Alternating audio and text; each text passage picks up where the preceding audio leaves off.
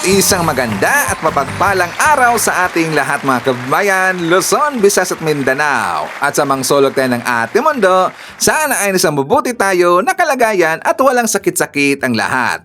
Ito po si Sir Ivan mga kababayan at welcome back dito sa ating YouTube channel. Okay, so mga kababayan ko, as usual, before tayo mag-start, i-welcome muna natin ang ating mga bagong viewers, mga subscribers at mga followers dito sa ating channel. Thank you so much na nagustuhan ninyo ang ating channel. At syempre, pasalamatan natin ang ating mga viewers na nag-like, also nag-shares ng ating mga vlogs at pasalamatan din natin ang ating mga viewers na hindi nag-skip ng ating mga commercials. At syempre, pasalamatan natin ang ating mga viewers na nagpa-member ng ating channel membership. Thank you so much! At syempre, i-shoutout natin ating mga pinalangga na mga legends, ang mga senior citizens. Hello po, kumusta ang lahat?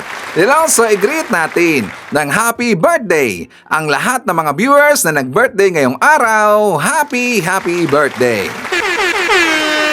At syempre mga kababayan ko, hindi natin kakalimutan, i-acknowledge natin ang ating top 5 commenters, ang ating mga viewers na may maraming na i-comment dyan sa baba sa ating comment section doon sa ating last vlog. At nandyan sa ating listahan, ang nanguna po si Ma'am Shane Sibal. Meron siyang 62 na mga comments. Nandyan din si Remy Nufil Risa Force. Meron siyang 27 na mga comments. Tess Faraon. Meron siyang 27 na mga comments. Nandyan din si Jonathan Kamasusa.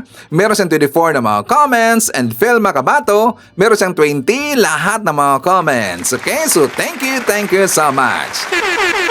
Okay, so mga kababayan ko, well, uunahin muna natin itong 18 Marites. Kasi nga diba, the other day mga kababayan, before nangyari yung press con nila kahapon, meron akong post doon sa ating Facebook account. Na kung saan, diba sabi ko doon na bukas, merong gagawing interview itong 18 Marites. Kasi nalaman niya sa iba mga kababayan, well siyempre galing din po sa isang DDS. Diba sabi ko sa inyo na meron akong kakilala na DDS vlogger. Itong vlogger na to, lagi itong nakakasama kapag merong interview or press con na gagawin itong mga DDS. Diba? Yung press con nila ni Chabit, press con nila ni Mike Defensor, laging nandyan yan, aking kakilala na DDS. So siya dito yung nagsasabi sa akin mga kababayan. Tapos binigyan niya ako ng information kung sino yung parang nanguna dito or organizer. Kung sino dito yung organizer ng press con kahapon ng 18 Marites. At nalaman niya sa iba mga kababayan, yun pa lang sila si Pam at saka si Marlon. Sino sila, Sir Ivan? Naalala niyo ba yung staff ni Vic Rodriguez? Yung laging kasama ho ni Vic Rodriguez. Yung during sa pangangampanya, lagi hong nandyan yan. Si Marlon at saka itong si Pam. Yung sa third floor studio.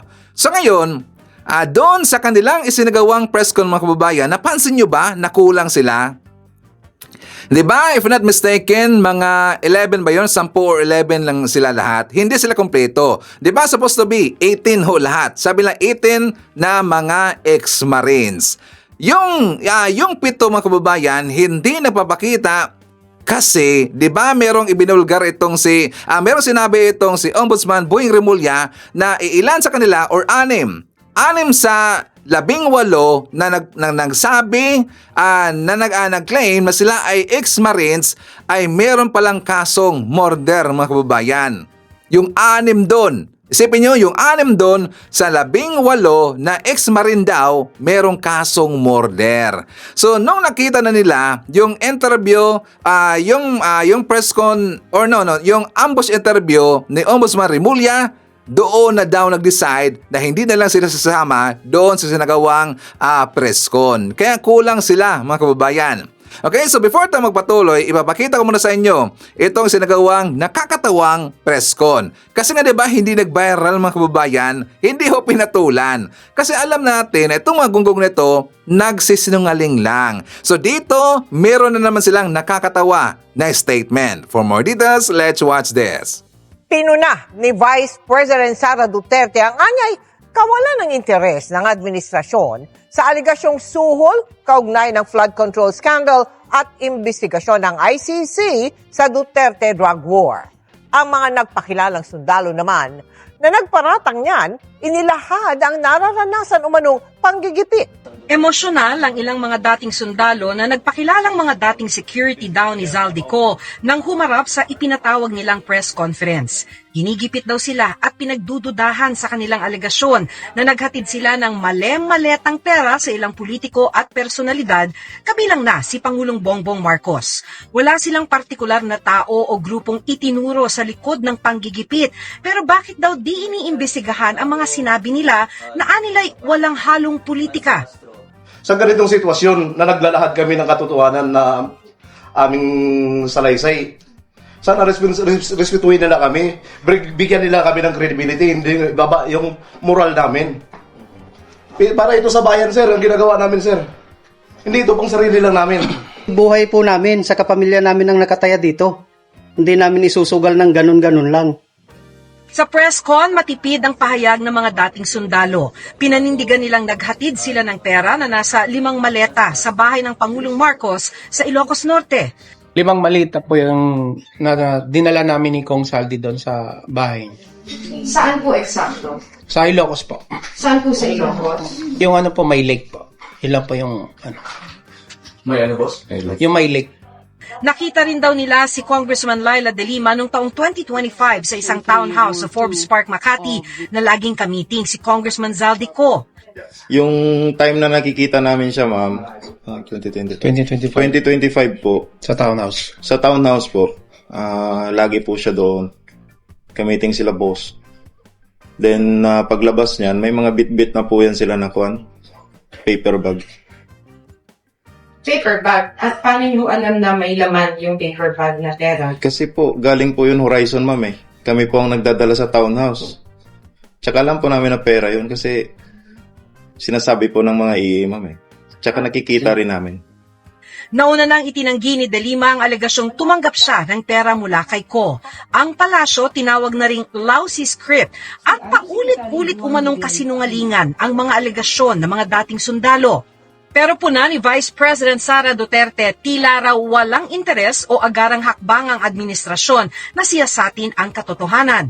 Tahimik rin daw ang mga civil society groups na dati ay mabilis maglabas ng pahayag at wala rin daw imik ang mga religious leader na naninindigan daw sa moralidad, transparency at accountability. Nauna nang sinabi ng NBI na iniimbestigahan na nila ang kredibilidad ng kwento at akusasyon ng mga dating sundalo. Sa inisyal na impormasyon ng NBI at Ombudsman, ilan daw sa mga sundalo may kinakaharap na kasong kriminal. Kasama raw sa iniimbestigahan ang mga personalidad na umano'y nasa likod nila. Giit naman ng mga dating sundalo, Hindi kami pro Duterte lahat. Hindi kami pro BBM din. Neutral kami, sir. Nagtrabaho ordinaryong Pilipino lang, sir. Wala pong sumusuporta sa amin. Kahit sino, sir, nasa label po kami. Hindi kami lumapit kung kahit sino. sa press conference kanina, dumating sina Mike Defensor at dating AFP retired General Hermogenes Esperon. Suportado ng dalawa ang mga dating sundalo. Karangalan na mapasama sa kaso, nakasama sila.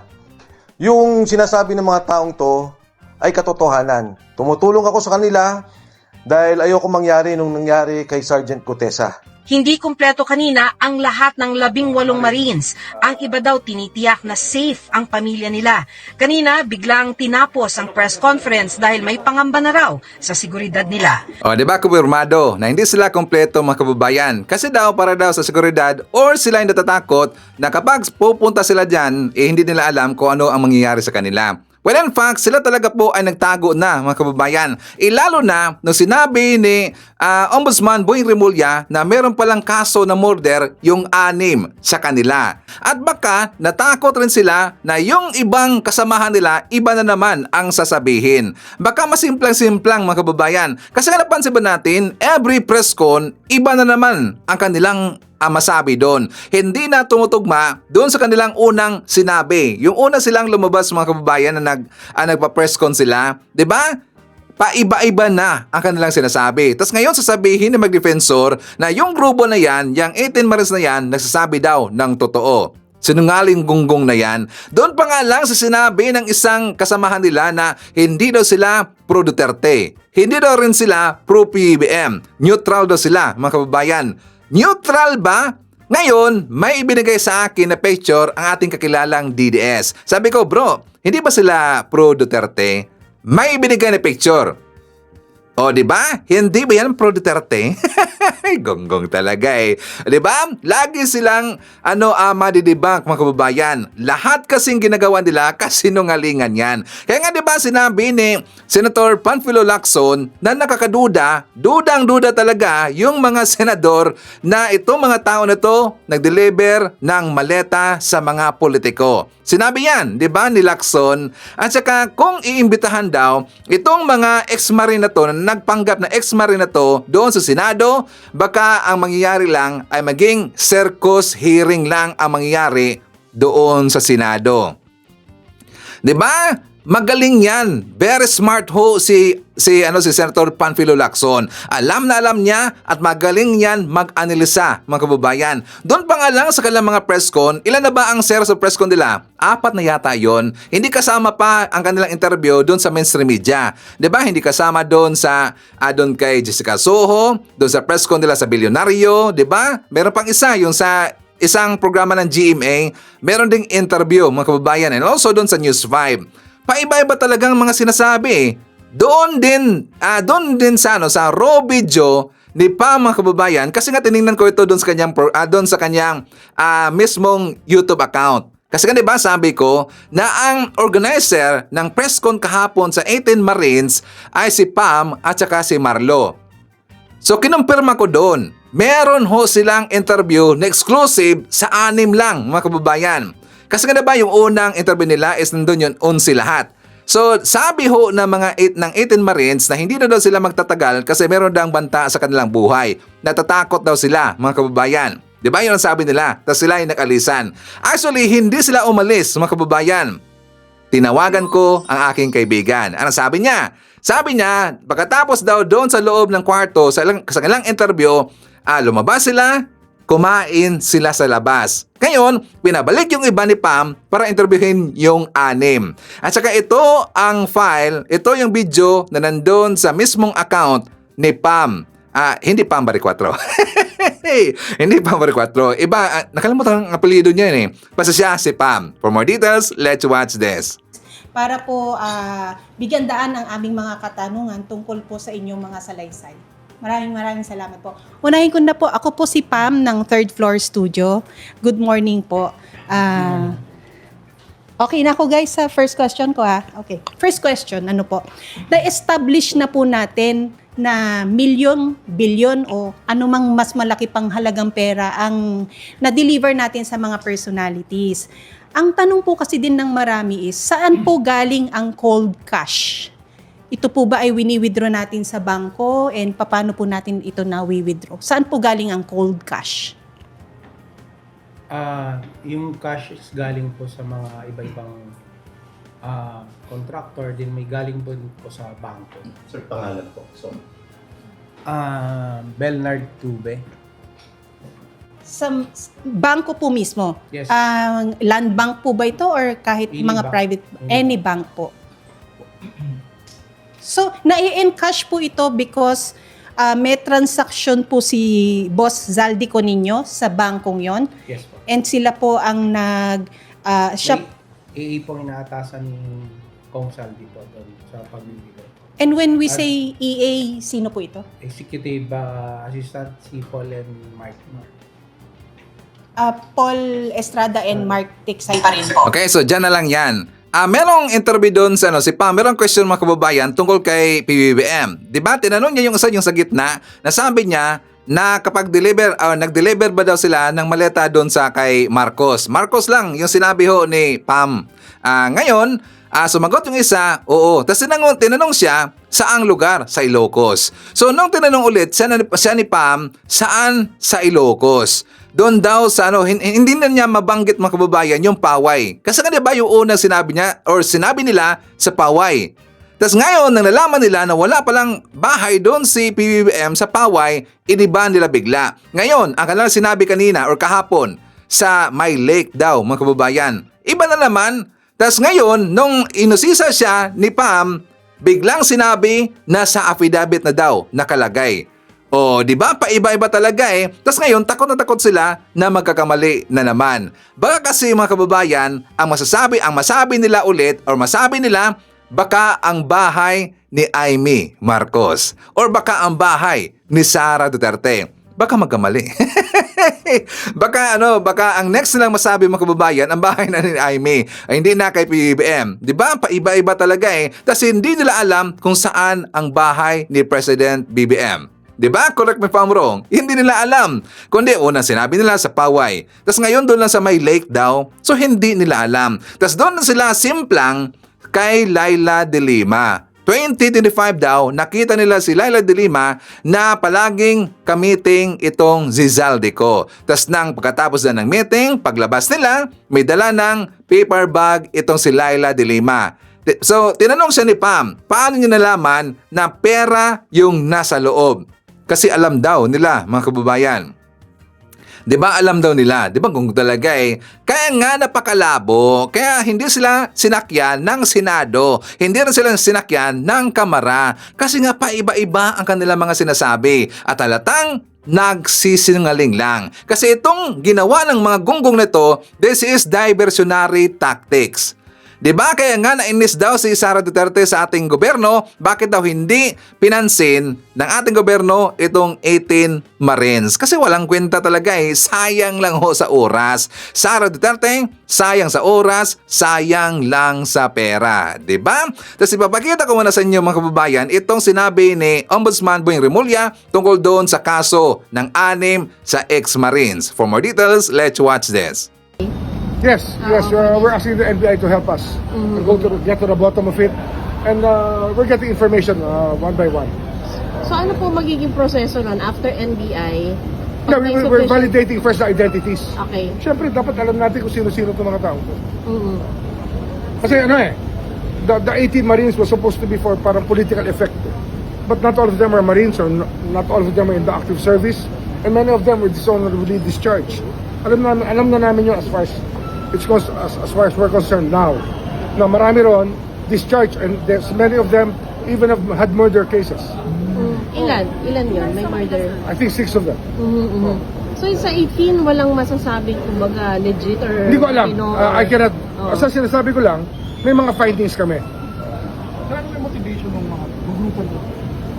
Tipping point. They're trying to create political tipping point. What more? Alam na natin yun, di ba?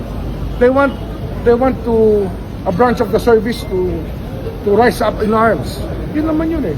Creating a tipping point. Sir, para po favor a local party or a state? Local yan. I think we know who's behind it, but we have to prove it so we're not alleging anything now. Di ba? Booking yung background ng nagpakilalang 18 Marines, mga kababayan. So good job no sa Ombudsman and good job din sa taga-NBI. Di ba? Kaya nga sila nag-panic mode ngayon. Napansin nyo ba na very lonely sila sa kanilang interview, mga kababayan, or sa press con nila kahapon? Yes, very lonely ho yung mga tao na yon. Kasi nga hindi sila pinaniwalaan majority ng mga Pilipino. At hindi rin sila pinaniwalaan ng ating taga-gobyerno. Di ba? Nakakatawa talaga eh. Ang naniniwala lang sa kanila, siyempre, yung kanilang mga kalyado lang, yung mga DDS, yung mga tanga at bobo lang. Di ba? Ngayon, Maurice back na si Trillanes. Kasi kahapon, nag-file na ng complaint si Trillanes doon kay Mike Defensor, doon kay Jay Sunsa, kay Celes, doon sa 18 Marines, doon din sa vlogger na si Kati Binag, at saka si Lorraine Badoy, kinasuhan ni Sentry, mga kababayan. For more details, let's watch this. Nagsampa ng reklamong cyber, libel at perjury si dating Senador Antonio Trillanes laban sa tinaguriang 18 ex-Marines at kanila raw mga kasamahan. Nilinaw din ni Trillanes ang kanya umanong kaugnayan sa ICC. Inamin ni former Senator Antonio Trillanes IV na nakipag-ugnayan siya sa International Criminal Court. Hindi niya kinaila na ilang taon na siyang kumakausap ng opisyal ng ICC. Pero ginit niya na hindi totoo ang alegasyon ng 18 umano'y ex-Marines na sinuhulan niya ang korte para manipulahin ang investigasyon. Kahit aminin ko na, sige, totoong nagsundo sila, naghatid sila,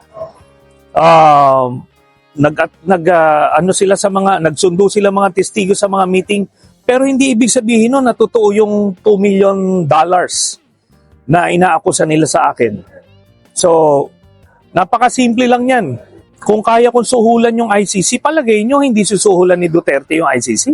Kanina, dala ang kanyang mga dokumento. Isinumite niya ang 26 na pahina ng reklamo sa Department of Justice. Inaakusahan niya ang mga nagpakilalang bagmen ng reklamong cyber libel, perjury, at incriminating an innocent person.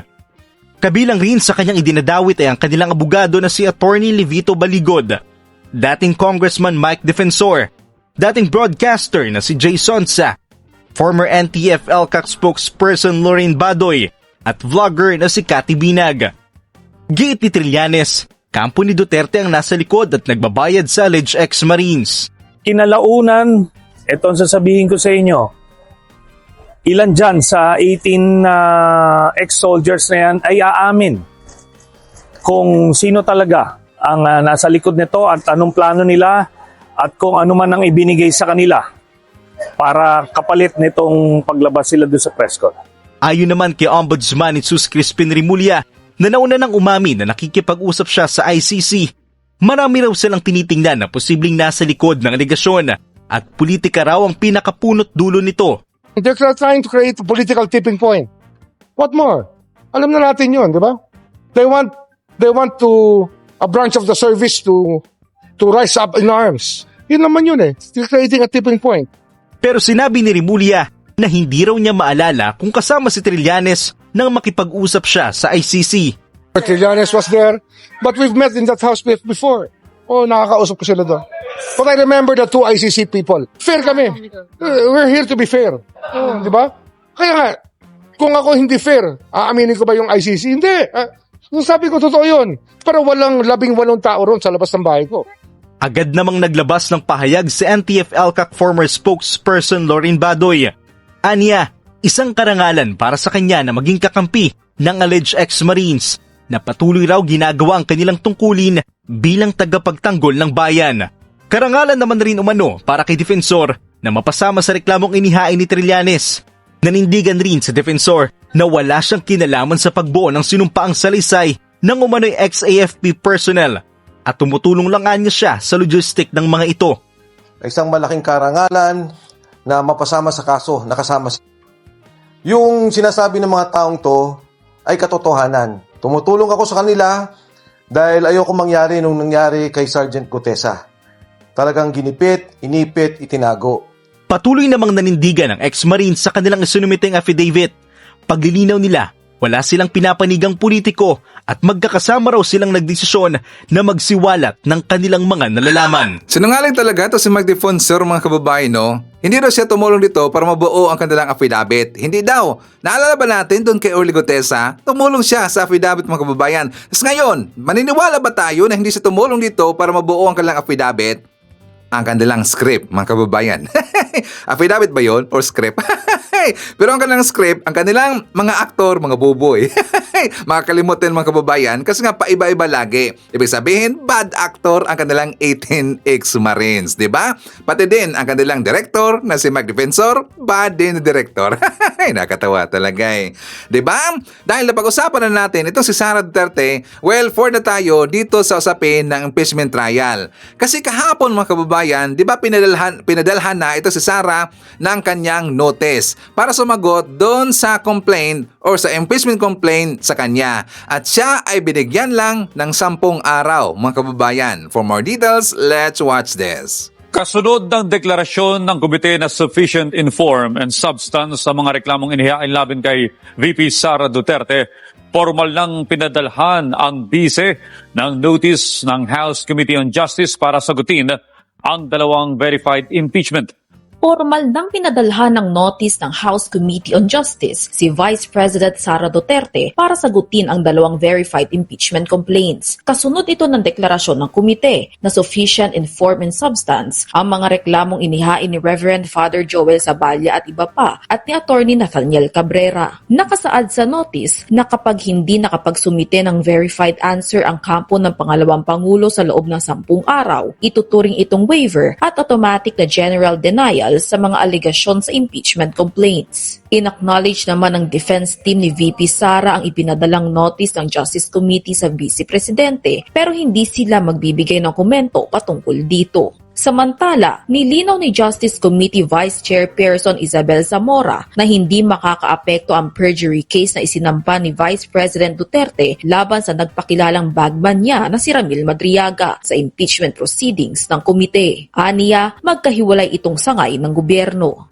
Walang effect sa Committee on Justice ang pag-file ng perjury case laban kay Madriaga. Tuloy lang po ang aming hearings. May power ang Committee on Justice to invite him despite the proceedings or despite the filing of the case against him. Bagamat sinet aside ng komite ang naunang impeachment complaint sa inendorso ng Makabayan Bloc dahil sa umano'y violation nito sa 1-year bar rule ng Korte Suprema, handa pa rin silang tumulong sa pag-usad ng impeachment proceedings. Aktibo tayo na tutulong at magsasalita para matiyak na may pananagutan pagdating dyan at maging parte ng strong determination ng probable cause para mag-proceed sa trial proper ang impeachment complaint na ito. Well, hindi na tayo mag-expect mga kababayan na itong si Sara Duterte aaten or magpapakita sa kanyang impeachment trial. Bakit? Kasi nga, 'di ba, merong kumalat na balita na meron dang bagong rules ang Kamara sa impeachment na hindi pwede magdala ng abogado. Ibig sabihin, wala nang kasamang abogado ito si Sara kapag aaten siya sa impeachment trial. So paano 'yan? Kung wala siyang abogado mga kababayan, baka mag-itok-itok siya doon or baka iinit biglang kanyang ulo, marami siyang masabi na hindi maganda. Mas lalo siyang 'di ba? Mas lalong maalanganin itong si Sara Duterte. Ngayon, wala siyang abogado, paktay si Sara. And second, iisipin niya mga kababayan na hindi niya balwarte ang Kamara. So what for? Isipin niya yan. What for? Ano pa ang saysay na kanyang pagpunta doon sa Kamara? Alam niya na siya ay ma-impeach pa rin doon, 'di ba? And third, itong si Sara Duterte, wala yung respeto Diba alam natin ang kanyang ugali? Wala siyang respeto. Hindi siya marunong rumespeto at hindi niya nire-respeto ang Kamara. Diba?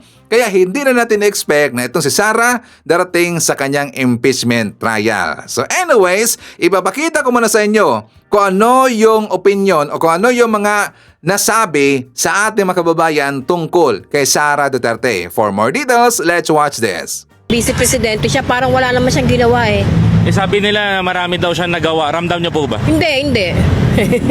Salamat po. Thank you po. Thank you very much. Tatanong lang kami, Nay. Tatakbo siya ng presidente. Sino po? Ito po. Ito po. Tatakbo ng presidente. Pabor po ba kayo sa Hindi. Kapitbahay ko yan sa Davao, hindi. Ayaw niyo po sa kanya? Ayaw ko. Bakit po?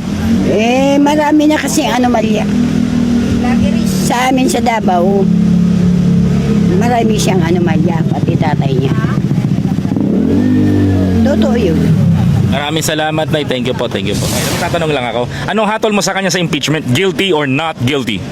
Guilty. Bakit po guilty? Di ba marami rin siyang ginawang kapalpakan, di ba? Bakit satisfied sa kanya? She's running for president. Ano masasabi mo? Impeach her. I think she should take responsibility and understand the fact that she should not be taking any role into this politics at all because we should take justice as Filipinos. Thank you. Maraming salamat. Tay, ano hatol mo sa kanya sa impeachment? Guilty or not guilty? Ano ba yan? Guilty yan. Bakit guilty? Korap Ano pong korap? Maraming kasing korap Basta korap. Tatakbo siyang presidente, ano masabi mo? Huwag na siya tumakbo, maglakad na lang siya. Siniwala ka ba dapat ba siya magpaliwanag sa confidential fund? Hindi na. Alam na ng tao yan kung sino yung magnanakaw. Guilty or not guilty? Guilty. Bakit guilty? Sa problema na ng bansa natin. Tatakbo siya ng pagka-presidente, ano masasabi mo? Ang masasabi ko lang sa kanya, boss, tumakbo siya hanggat may paa siya. Yun lang, boss. Bilang kabataan, ano ang hatol mo sa kanya sa impeachment? Guilty or not guilty? For me po, guilty kasi Bakit? po, may mga bagay rin po kasi na nagawa si na naging negative impact po sa mga kababayan po natin. Kagaya ng? Kagaya po ng pagkakaroon po ng ng relationship po sa ating president na hindi po maganda, na dapat po kahit ganun po yung situation po nilang dalawa, sana po sa kanilang dalawa na at hindi na po pinapakita sa mga taong bayan. One last question, ma'am. Pabor ka ba na magpaliwanag siya sa confidential fund na 612.5 million? Yes po, kasi po sa taong bayan naman po yung mga pera po, yung mga tax po. Oh, di ba mga DDS, hindi tanga ang Gen Z.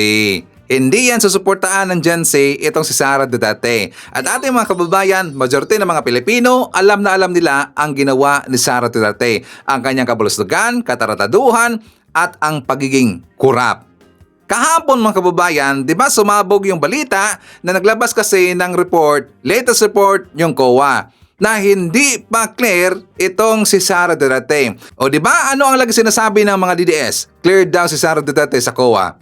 Di ba nakakatawa talaga eh. So kahapon sinampa sila ng katotohanan. So before tayo magpatuloy sa ating mga talakayan, syempre i-shoutout muna natin ating mga suki, yung mga viewers natin na nanguna na nag-comment dyan sa baba sa ating comment section. So nandyan sila si Trexie Velia, Florifigo Mapag, hi to Mrs. Montreal, nandyan din si Ryan Inicosi, hi to Katita Darl, nandyan din si Mar Velasquez Vlog, hi to Cristina Soriano from the Mom Saudi Arabia. Nandyan din si Leonardo Esteliero, Michael Vinas, Elmer Pinaranda. Hi to Tess Faraon, Romel Saire, Emmy Mapalad. Nandyan din si Mex Stokes Vlog or si Tita Dones. Hi to Maneth Maromio. Nandyan din si Ma'am Army at saka hi sa kanyang husband na si Sir Nem Lagaso from Sacramento. Alam niyo ba mga kababayan, itong si Ma'am Army at saka si Sir Nem Lagaso, sila ay vlogger. Yes, magaling yan kumanta si Sir Nem mga kababayan.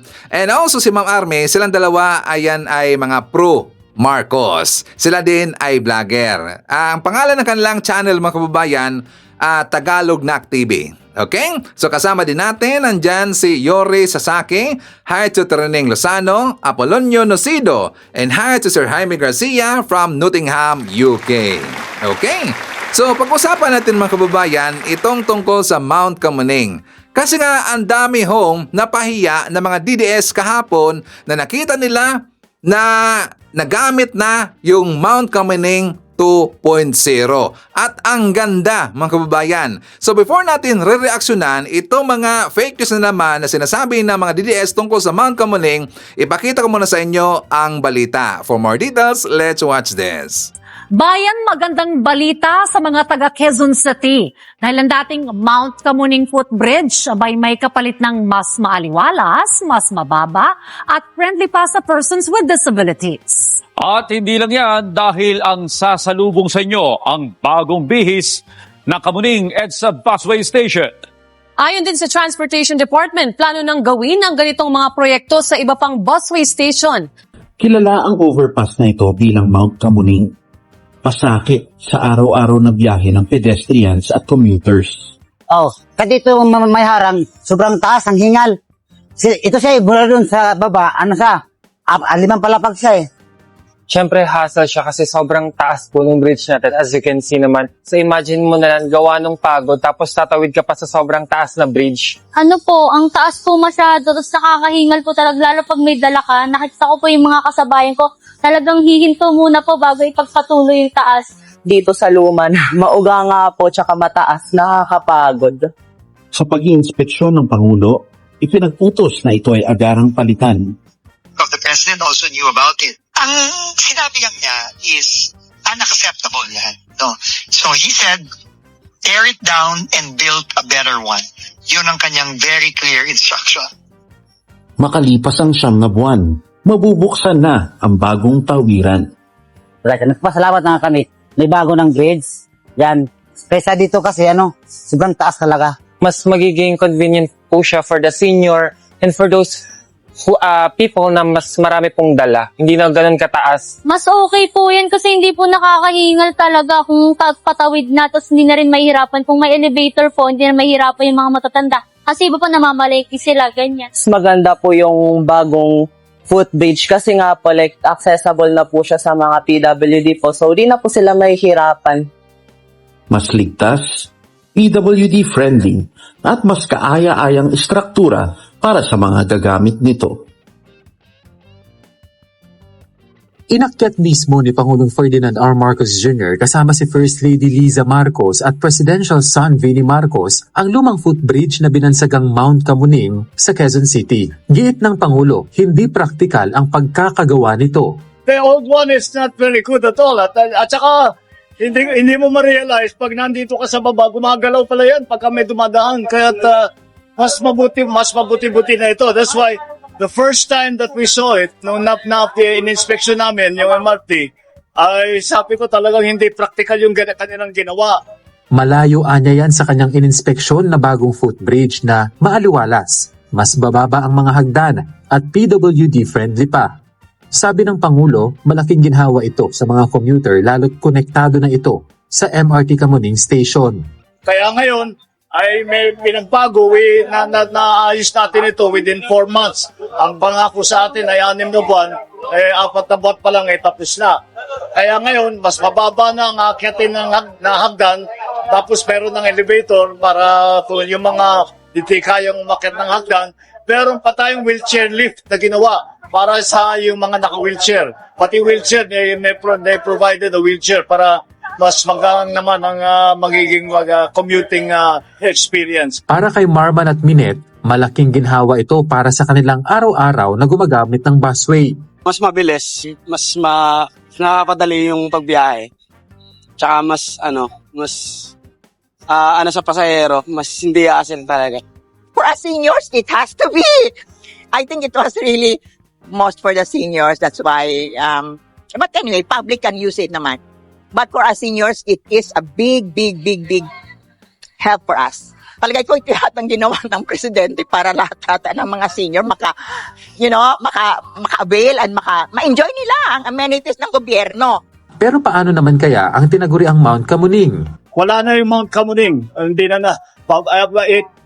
Tatanggalin na namin yung Mount Kamuning para tuloy-tuloy na dito na lang gagamitin. Ininspeksyon din ng Pangulo ang bagong bihis na Kamuning EDSA Busway Station. Mula sa dating open area lang, mayroon ng nakalaan na upuan para sa mga pasahero. May ticketing booth na rin at hiwalay na ang loading at unloading area para sa maayos na daloy ng mga pasahero. So the MRT and bus, 750,000 ang gumagamit ng everyday.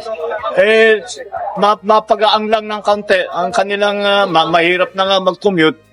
Mahaba, mainit, kung gano'n. Sabi ko, dapat naman tugunan natin yung pang-araw-araw na dinadaanan ng ating mga kababayan para makapunta sa trabaho at para makauwi. At ito ay isang bahagi lang dyan. Ang susunod na ngayon dito ay titiyakin natin yung maintenance niyan lahat. Bahagi ang mga ito ng modernisasyon ng pamahalaan sa EDSA Busway System na kabilang sa mga pangunahing programa para sa mas komportable at ligtas na biyahe ng mga commuter lalo na sa EDSA. Nasa kabuuang 87 million pesos ang inilagak na pondo para sa nasabing proyekto. Ayon sa DOTR, plano na rin gawin ang ganitong mga proyekto sa iba pang busway station. May 3 tayong inaayos ngayon at binubuksan. Dito naman sa Bagong Barrio, Balintawak at sa Guadalupe. By 3rd quarter of this year, matatapos din. It's the same template. Ganito din, kaayos, kaganda. Diba? Magaling mag-isip, magaling magplano si President BBM, mga DDS. Napakalayo talaga eh. Magaling din ang kanyang mga kabinete. Tingnan nyo, yung output sa ginawa nila ng Kamuning mga kababayan, di ba? Talagang senior friendly ito. Advisable ho, pwedeng-pwede talaga sa mga seniors. Kasi yung luma na Kamuning, tingnan nyo, napaka-terik mga kababayan. Parang nasa mountain talaga. Kaya nga di ba yung mga seniors, nagre-reklamo sila doon. Pero dito sa bagong ginawa na Kamuning ni President BBM, happy ang mga seniors. Kasi nga seniors friendly, commuter friendly yung bagong Kamuning. Ngayon mga kababayan ko, di ba ipinagmamalaki nila ng mga DDS na yung build daw program ni Digong maganda daw, hindi daw cheap. Ano nangyari doon sa Mount Kamuning na luma? Di ba? Tingnan nyo, ganyan ba yung plano ni Digong? Ibig sabihin, yung proyekto na yan mga kababayan, ang budget doon, kupit. Tingnan nyo pagkaplano. Pag ganun lang, yun ay trabaho pantamad. Tingnan nyo yung ginawa ni PBBM, pulido, maganda pagkaplano. Kasi nga, hindi kinurap. Yung si Digong, kurap naman kasi. Diba, DDS, kurap na kurap talaga. Tingnan nyo, ihambing nyo yung Mount Kamuning na luma versus sa bagong Mount Kamuning. Which do you prefer, mga kababayan? Diba? Ang ganda talaga. Tapos meron din tayong napansin kay President BBM. Ano yan sa Ivan? Napansin nyo ba na ang bilis umakyat ni BBM doon sa lumang Kamuning na bridge? Yes, bilis niyang inakyat, mga kababayan. No sweat. Ibig sabihin, walang sakit si PBBM. Ganyan ba na may sakit ang tao? Ganyan ba ang tao kabilis umakyat kung merong sakit? Tapos anong sabi ho ng mga DDS? Ilang araw na lang daw si PBBM o baka hindi daw umabot ng buwan. Tingnan nyo, napakaliksi, napaka-healthy ho ni PBBM. Kayang-kaya niya, inakyat niya ng mabilis yung Mount Kamuning na luma. Kaya yun ni Digong? I don't think so. Diba? Paika-ika yun eh. Hindi kaya. Tas merong nag-viral mga kababayan na picture.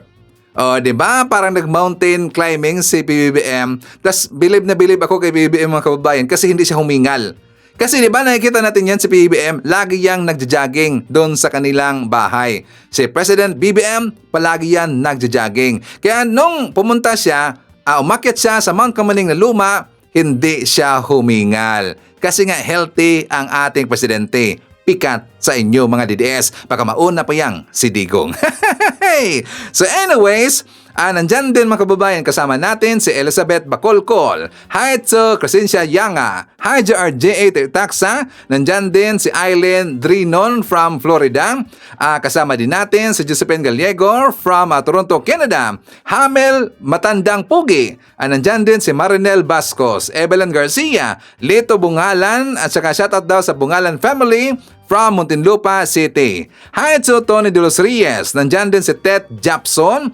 Shoutout natin si Lucky Santos. Nandyan din si Sarah Brightman Vlog. Potenciano Ferranel. Hi to Joseph Magalion. Martel T. Nandyan din si Danilo Carbonilla from Bataan. Zenaida Bautista. Paul Magalong. And hi to Shirley Rinsman from Ohio, USA. Okay. Mga kababayan ko, meron na nag-file ng itis complaint dito kay Congressman Bong Malibog Suntay. For more details, let's watch this. Nahaharap na sa ethics complaint si Congressman Bong Suntay dahil sa mga sexist remark kay Ann Curtis. Dapat daw parusahan ng kongresista lalo na at di niya pinagsisisihan ng kanyang ginawa. Formal nang sinampahan ng ethics complaint si Quezon City 4th District Representative Bong Suntay dahil sa naging sexist at inappropriate comments nito tungkol sa aktres na si Ann Curtis noong hearing ng impeachment complaints laban kay Vice President Sara Duterte. Pasado alas 10 ng umaga, dumating si former Gabriela Congressman Liza Maza sa House Committee on Ethics and Privileges kasama ang iba pang complainant na miyembro ng iba't ibang women's rights groups. Para kay Maza, nararapat lang patawan ng parusa si Suntay dahil nilabag umano nito ang iba't ibang batas na pumoprotekta sa mga kababaihan, tulad na lang ng Magna Carta of Women at Safe Spaces Act. Sa tingin namin, walang lugar ang ganitong kondukta ng isang halal na opisyalis ng gobyerno na mataas pa naman ang kanyang posisyon, nandito siya sa Kongreso at kailangan na siya ay patawan ng disciplinary action ng Kongreso mismo. Ang Kongreso ay may responsibilidad at autoridad na gawin ito.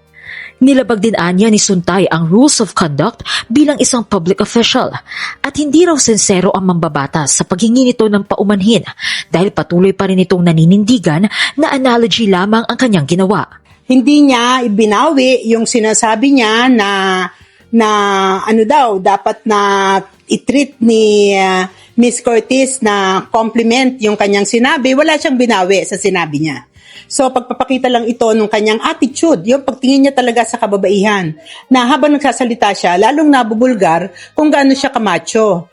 At ano pa naman siya, mambabatas siya, pero siya ang kauna-unahan na lumalabag doon sa batas na kapatungkol sa kababaihan. Bagamat ayaw pangunahan ni Maza ang Ethics Committee, nais sana ng dating mambabatas na patawan ng mas mabigat na parusa si Suntay bilang siya ay isang public official. Pwede siyang suspendihin ng ilang linggo. Pwede rin na magmulta siya, pwede siyang mag-community service, magmulta siya at ibigay sa mga organisasyon ng kababaihan.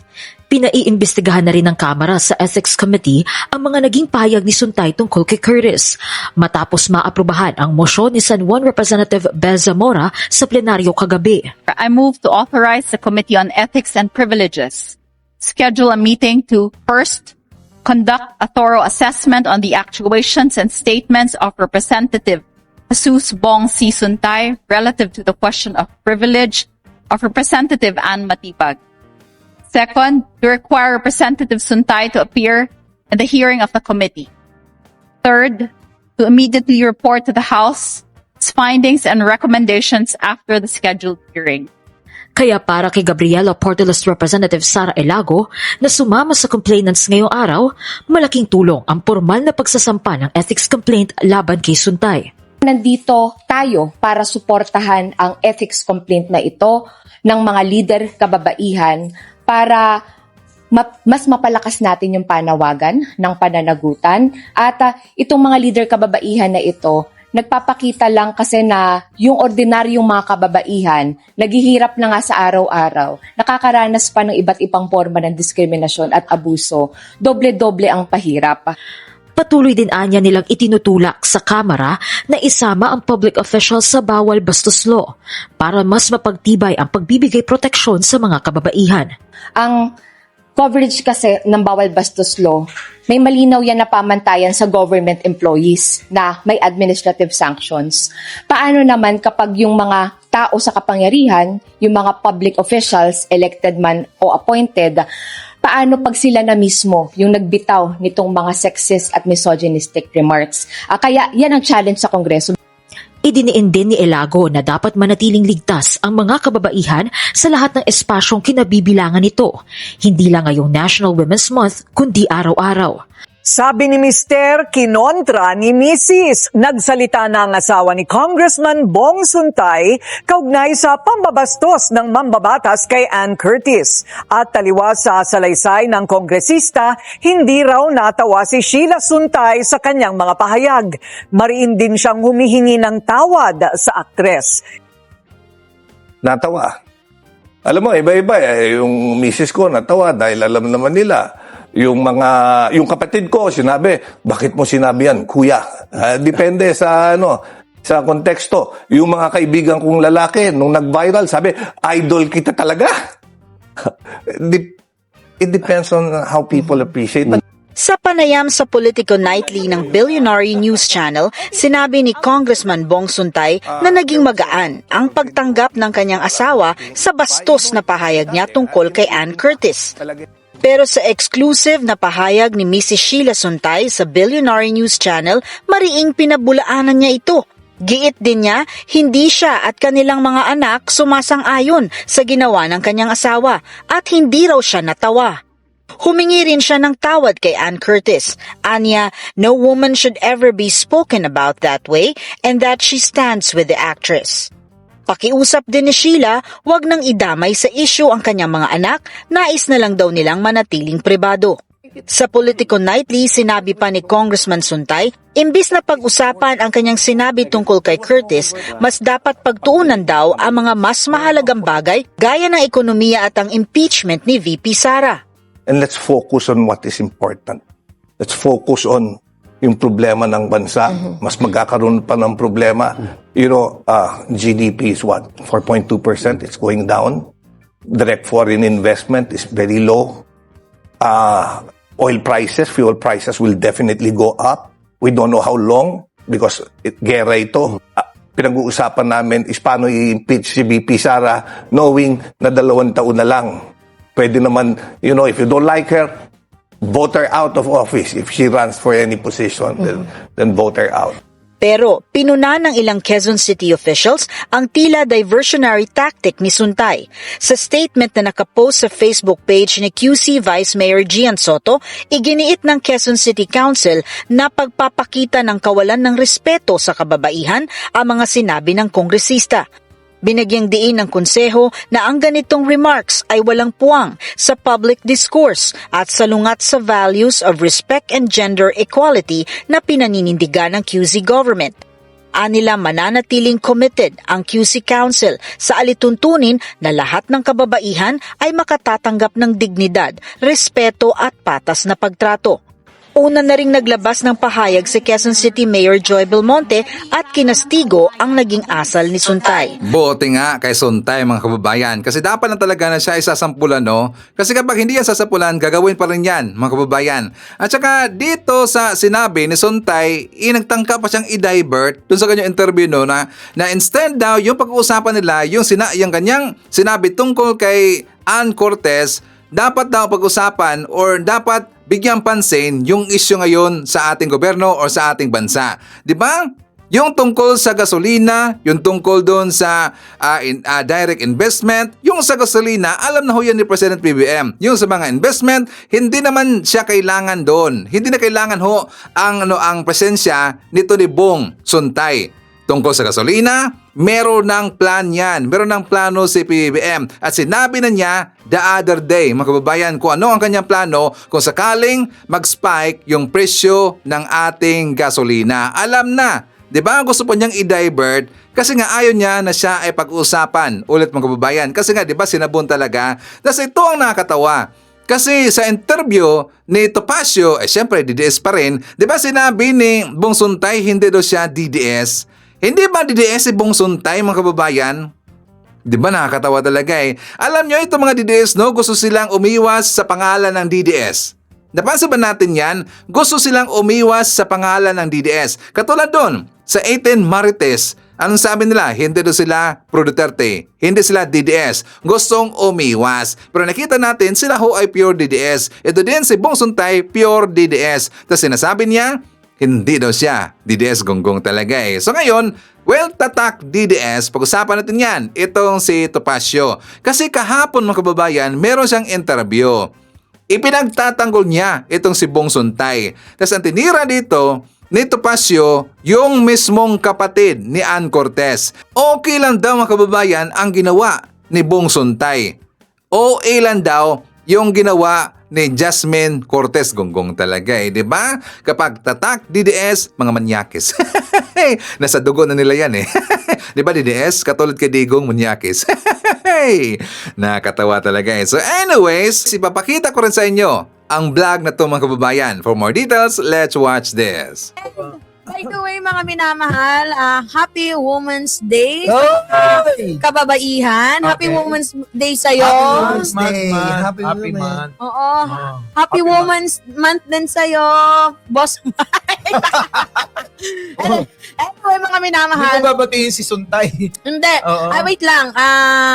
Happy Women's Month sa mga kababaihan. Lahat binabati ko, maliban kay Sara Duterte. Kasi yung kababaihan, binabati lang yan kung ikaw ay mayroong accountability. Yes. Binabati ka lang kung talagang tapat ka, hardworking ka, workaholic ka, yung hindi ka nagnanakaw. So, walang karapatan tayong batiin si Sara Duterte ng Happy Women's Month Day kasi hindi naman siya kabati-bati talaga. Akala ko naman, hindi siya woman. Oo, mahilig sa parehas niyang woman. Si Suntay hindi na sa kanya, no?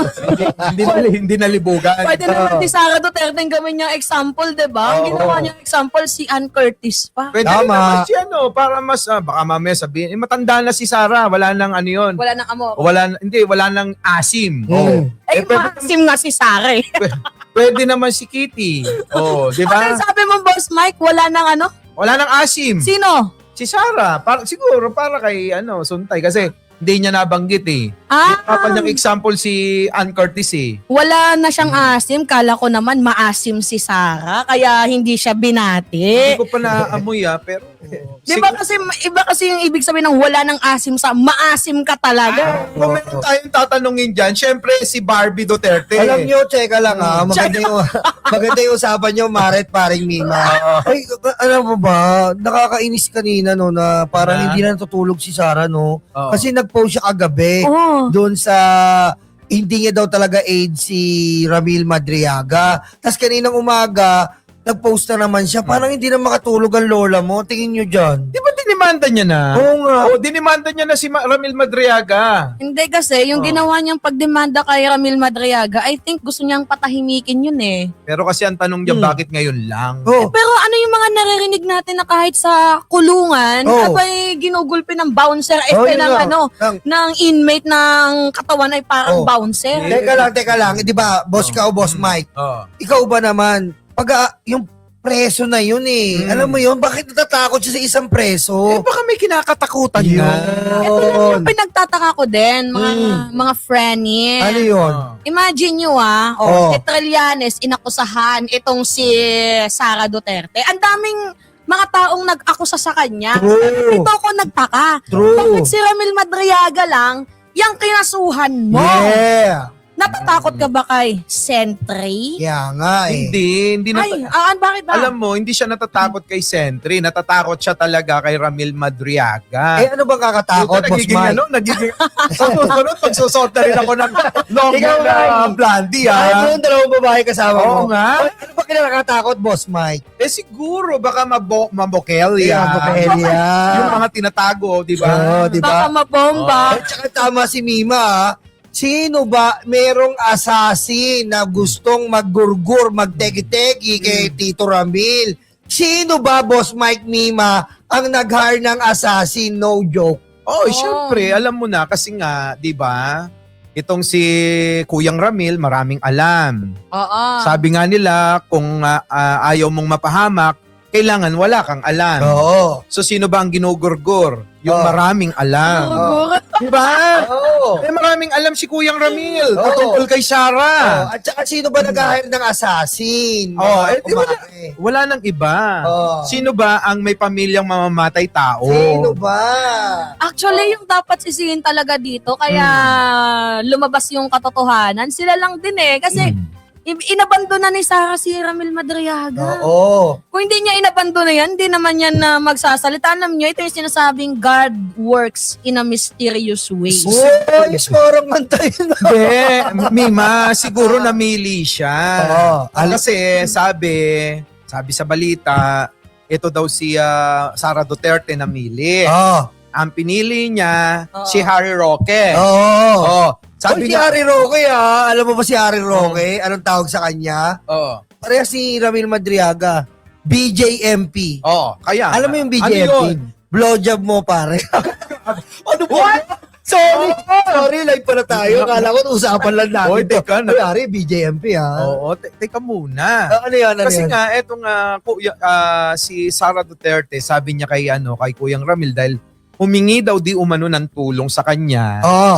Sabi daw ni Kuyang Ramil, dinimanda ko si Harry Roque kasi pinag-iinitan niya ako tama. Tapos ngayon, sabi daw ni Sarah, kapag dinimanda mo si Harry Roque, parang dinimanda mo na rin ang mga Duterte.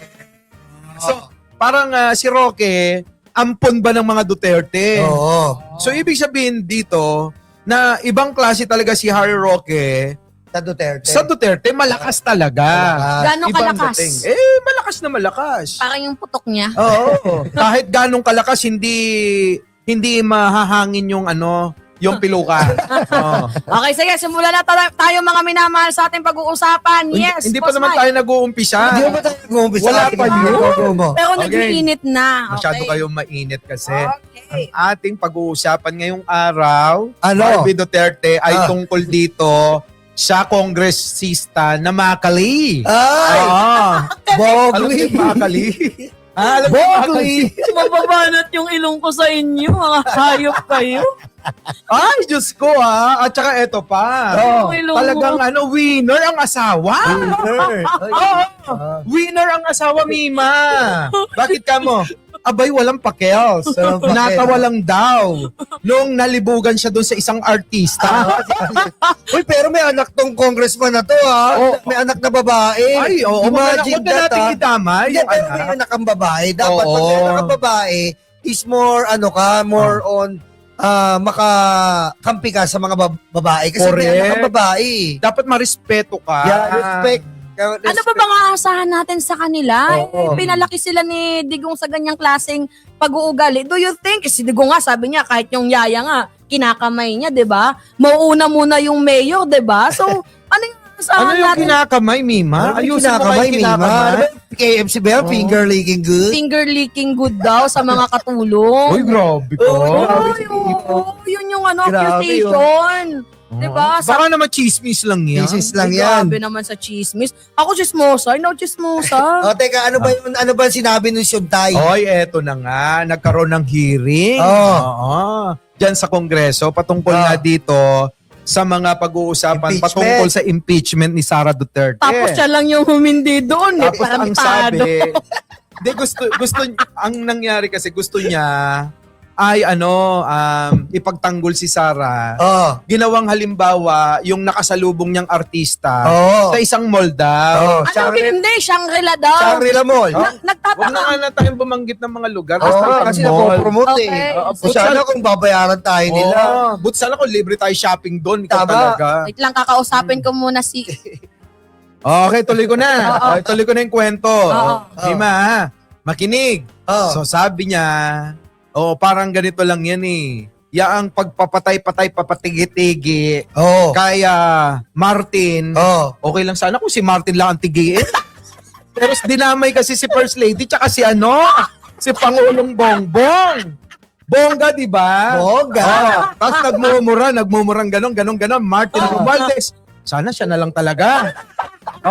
At First Lady, Lisa Marcos, Bongbong Marcos, sabi ganon. Nababanat nilungkot tayo. Mega yung mura niya. Mega. Ipapatigi ko kayo. Ganon. Tapos, pinasto ka ni Suntay. Meron na akong kachika na assassin. Ganon. At titigiin kayo. Ganyan. Alam mo, Suntay, gusto kitang murahin non-stop talaga. Dahil sa'yo, tamay na naman dito si Itutuloy ko na. Ngayon, eto na ngayon ang example ng Suntay. Sabi niya gano'n, di ba? Parang ganito lang yan. May nakasalubong ako. Isang magandang artista. Nung isang araw. Napakaganda. Abay, nakaramdam ako ng init ng katawan. Ano yun, Robin Padilla? Inggit? Sabi Init ng gano'n. katawan. Tapos, Iba daw talaga eh. May declared daw. tapos iba ang na-imagine ko. Sabi niya ganito, isakto. Nung nakasalubong ko yung magandang babae, iba yung desire sa loob ko eh. Iba yung init na naramdaman ko eh. Ngayon, ang tanong ko, ba yan? Anong klaseng init? ang tanong dyan, Mima, kapag ka ganun, ano tawag doon? Tinigasan yung buto.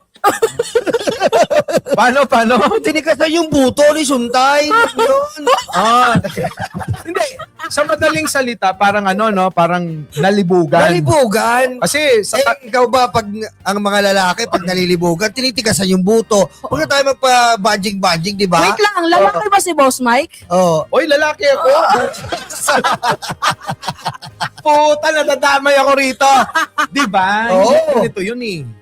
Oo, kapag ka ganun na talagang papikit-pikit pa siya na parang pinipil niya yung... pinipil niya. yung nararamdaman niya nung panahon na yon. Yung urge, yung urge. Oo, yung kinikwento niya. Urge. So, ibig sabihin, nakita niya si Ann Curtis, maganda, sa bagay. Hindi kasi ganito yan. In fairness naman, kay Ann Curtis. Maganda talaga. Hindi ganito, mga minamahal. Kasi pag nasa isip mo yan, kunyari nasa isip mo lang na parang nandun yung desire mo sa isang babae na parang kahit hinuhubaran mo na siya, basta nasa isip mo lang, hindi mo sinabi, kahit tatatlo lang kayo nagkukwentuhan, walang walang kaso doon. Walang kaso. Pero yung public hearing. kasi yung ginawa mo, public yun yung statement na binitawan mo. So, may legal consequences yan. Ngayon, dito naman sa punto kay Sara Duterte, hindi naman po private thought yung ginawa ni Sara. Ang ginawa ni Sara, public statement na nagkukos ng harm sa mga Pilipino and nakaka-stress din siya kasi imagine nyo second highest official of the land, sasabihin na gusto kong ipapugot ng ulo si Presidente, gusto kong ipapatay si Presidente. Okay lang yan kung wala kang capacity, kahit nga kahit nga yung teacher nga, 'di ba, dati natatandaan ninyo yung kay Digong ng 50 million kinasuhan. Ito pa kayo si Sara Duterte na mayroong capacity. So, kahit hindi natin sabihin na hindi mo ginawa, pero nandoon yung desire mo na sinabi mo yon, mayroon tayong legal consequences. Sabi ng mga DDS, bakit pa kayo galit na galit? Samantalang si Ann Cortez, wala namang pakel. Hindi naman kasi yun Kapag ka pinubliko mo, yung opinion mo, lalong-lalo na ikaw ay opisyal ng bansang ito, may paki yung mga tao. Dahil lang binastos mo doon, hindi naman si Ann Cortez lang. Kung hindi kasama na rin yung mga bakla dyan. True! Hindi kasi boss, ito lang yung hindi ko maintindihan. Kasi buwan ng kababaihan ngayon Tama. Di ba? Women's Month ngayon. So, sa buwan pa mismo ng mga kababaihan na I think we should celebrate the empowerment of yung mga babae, yung kakayahan nila tungkol sa leadership na hindi lang lalaki yung may kakayahan nito, di ba? Yung din yung kayang gawin ng mga kababaihan. Di ba dapat yun yung pineflex natin? Pero bakit naibunto mo doon sa public hearing yung desire mo na yung babae, parang anlit lang tingnan na kaya mo lang siyang hubaran sa paningin mo. Yun. Pwede namang isipin natin, 'di ba, ganito. Mayroon kang nakitang babae, maganda, 'di ba? Sobrang gandang babae. Nakita mo, ay maganda siya. 'Di ba pwede mong isipin? Hindi ba pwede mong isipin na ay magaling siya. Oo, may kakayahan to, empowered to. Kasi diyan pa lang sa kanyang mukha na makikita na natin na sobrang lakas ng ng aura niya. Anong klaseng babae kaya to?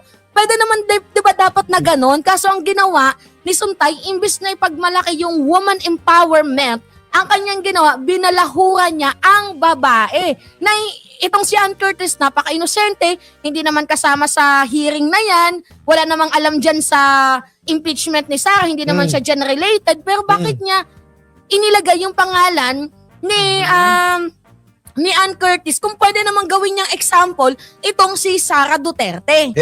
Tama naman doon si Mima. Ayan po, nakikita nyo na.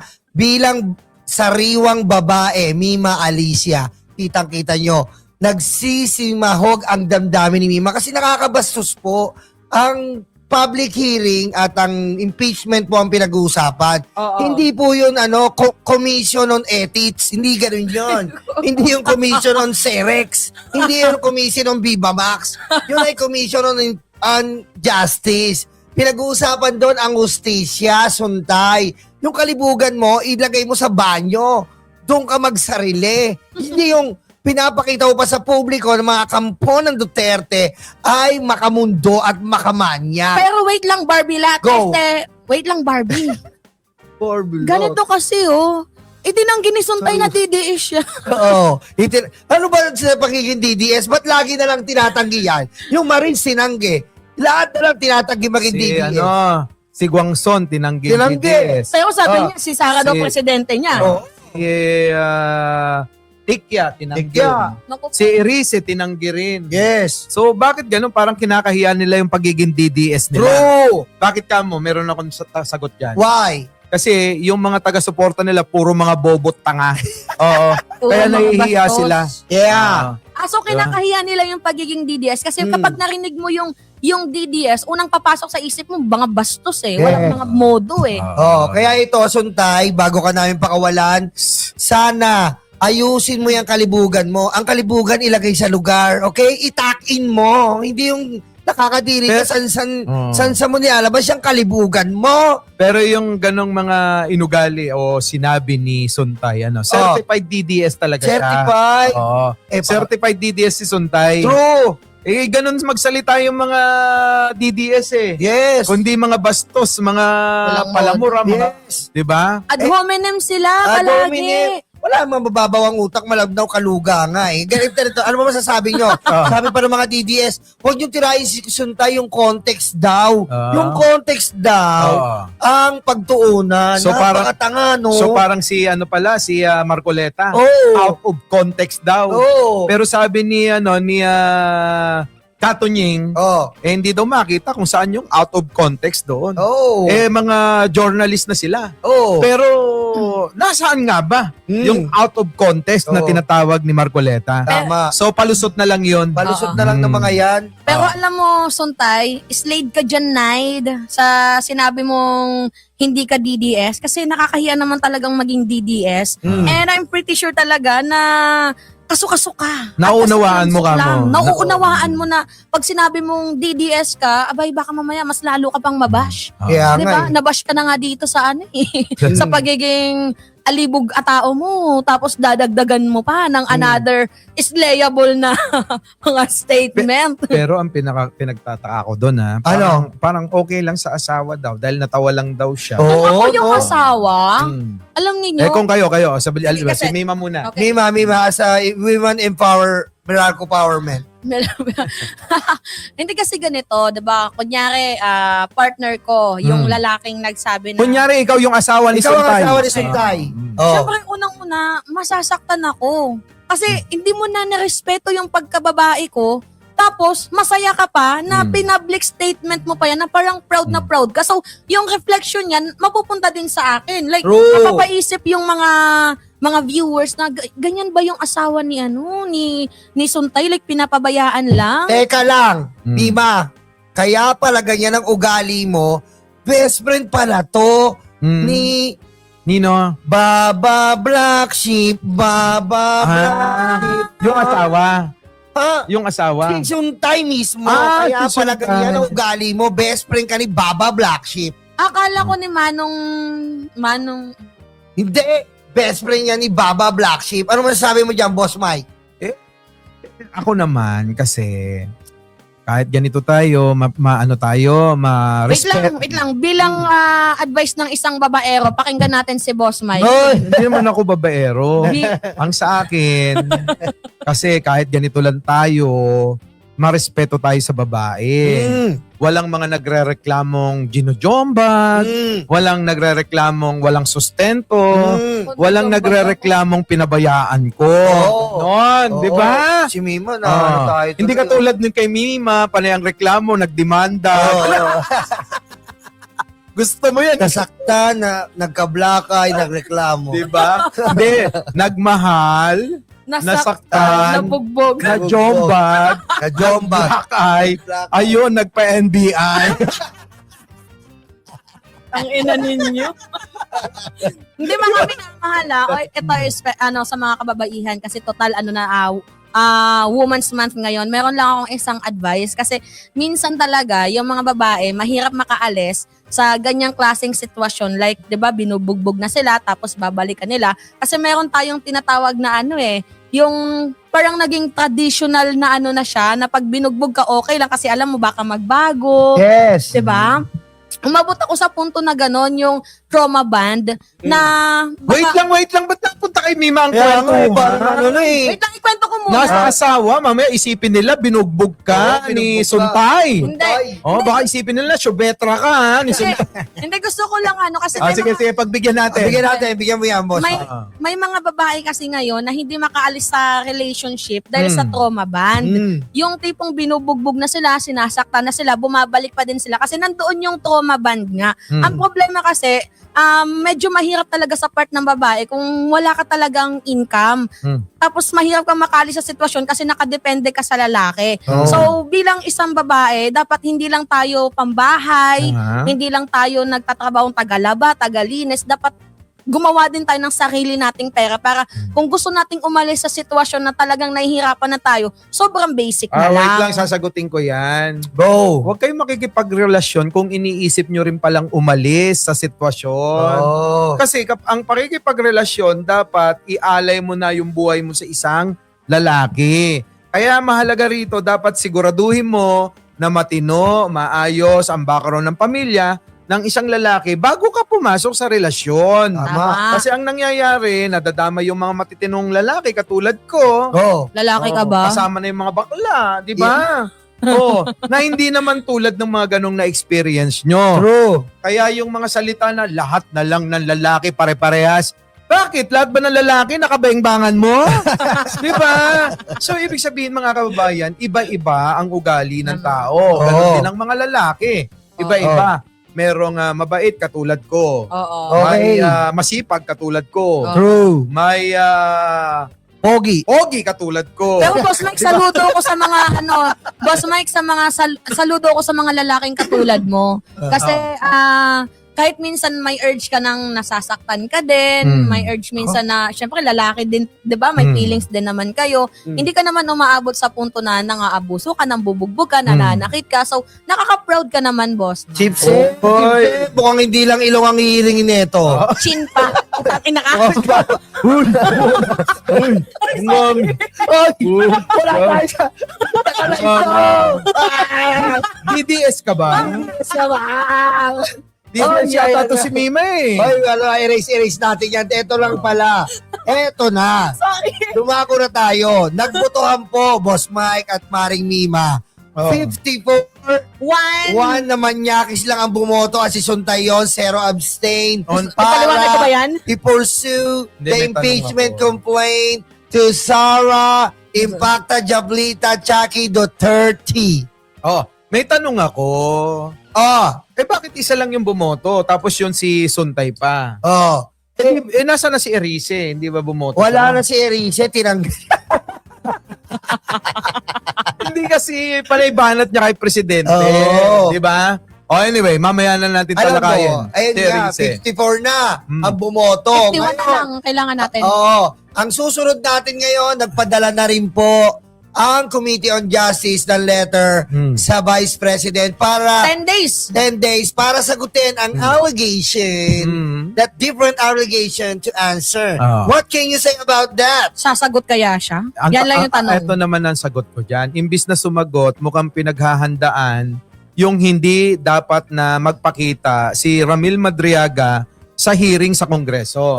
Kaya ang ginawa niya, tinakot niya, dinimanda niya ng perjury itong si Ramil Madriaga. Balak pa nga nilang At lasunin ngayon, hindi lang yun. Ngayon, tinatakot nila si Ramil Madriaga sa kulungan. Ayon mismo sa abogado niya yan.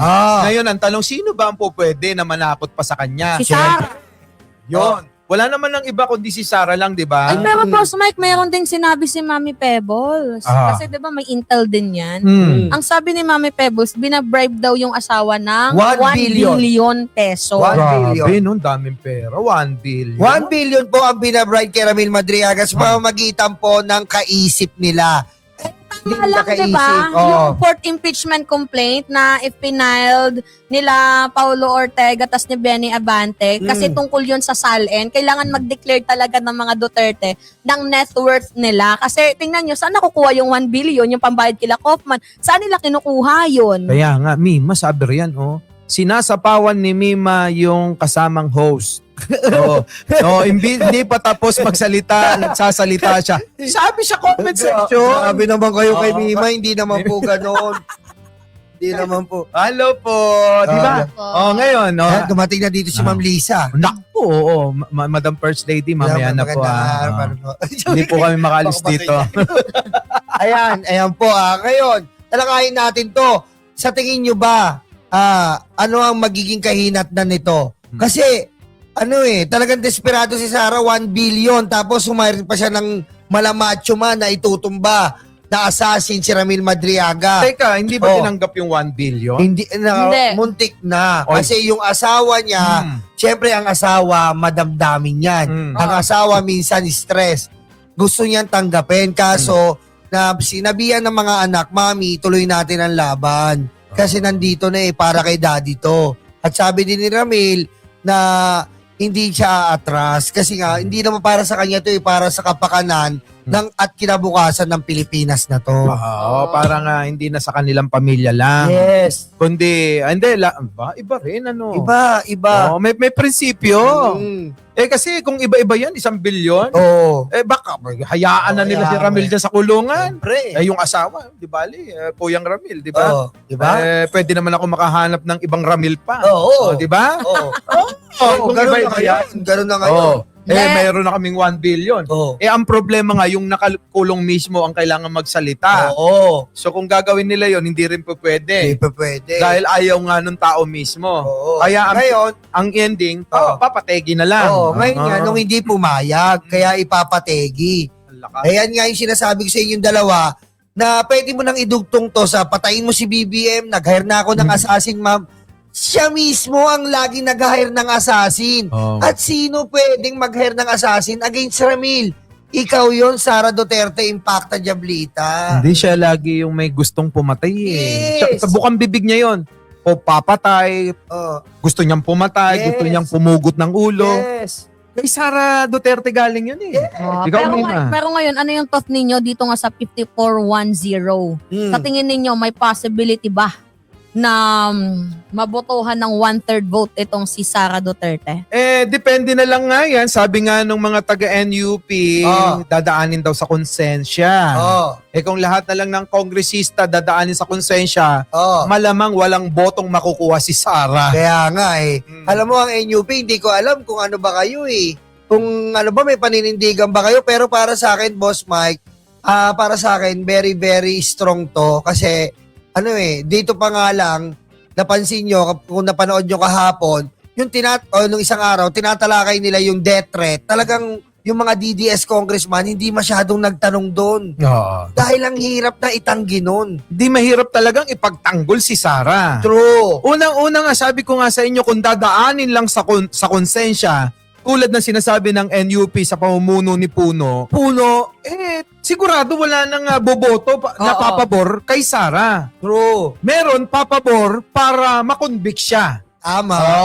Yun. Pero kung dadaanin pa sa magkano, malamang baka manalo. Baka mabawasan yung boto. Pero, syempre, kung konsensya nga, sabi ko nga, doon na lang sana tayo. Sa konsensya na, maawa na kayo. Mga congressman, mga kongresista, speaker. Speaker D. Hindi ko sinasabing si Martin. Speaker D. Speaker D. Maawa po kayo sa taong bayan. Tama. Kailangan po namin ng katarungan sa mga nawalang kaperahan. Kung gusto nyong idamay, si Martin pwede naman. Di ba? Pero unahin nyo na ho si Sara. Si Sara talaga kikil kami. Dahil ho mga kababayan, alam nyo na. Si Sara. Burbelo na naman po si Mima. Burbelo. Ginugulo ho ako ni Mima, Pero ito nga, di ba nilabas din ng nilabas din ng SALN. 88 million lang ang SALN ni Sara Duterte. Ay, naku, yan ay nasa public record. Yan? Ay, naku, Mare, hindi ako naniniwala dyan. Kahit na maghubot-hubot tayo. Malabo yan na 88 million lang ang SALN niya. Diba? Kita mo? Walang pagkakaiba yan kay Escudero, 18 million. Oo, very full senator. Diba? Pinapautang nga lang natin yun. Utot mo. Ano ba naman tayo kay Cheese Escudero, di ba? Abay, pinanganak na politiko yung mga magulang niyan. Tama. Tapos sasabihin 18 million SALN? Pero dito sa impeachment ni Sara Duterte, ang take ko naman dito, kahit nag-announce pala siya, 'di ba? Kahit anong ginawa niyang pananakot or pag-announce niya na tatakbo siya bilang presidente, hindi umubra yung yung pananakot na effect niya sa mga kongresista kasi ngayon nakakuha na tayo ng 54. So hindi rin malabo, Boss Mike, na mabuo natin yung 51 para sa 1/3 vote. So kailangan lang ba 51 votes? 51 votes na lang. Para ma-impeach na siya. Kasi 1/3 vote na lang. Sigurado na yan, may impeach talaga. Hindi, ang ini-explain kasi ni Mima is mga 105 votes para 105 votes. Kapag dinala sa plenaryo ng Committee on Justice, kung papayagan bang ituloy ang impeachment. Then pag napayagan yon, pupunta na si Sara Duterte sa Kongreso para sagutin naman ang mga akusasyon sa kanya. Hindi. Wala pa yun sa Senado. Ay, naku, Ganun kalupit ngayon ang impeachment na ginawa mismo ng Supreme Court. Oo, ngayon. Pinahirapan tayo. Mas mahihirapan siya ngayon. Sino? Si Sara. Oo. Kung susundin ang mga konsensya ng mga politikong ito, etong mga kongresista at mga senado. NUP. Oo, di ba hindi yung mga senador din? Oo. Kung susundin nila yung konsensya nila, sigurado si Sara makukonvict na. Tama.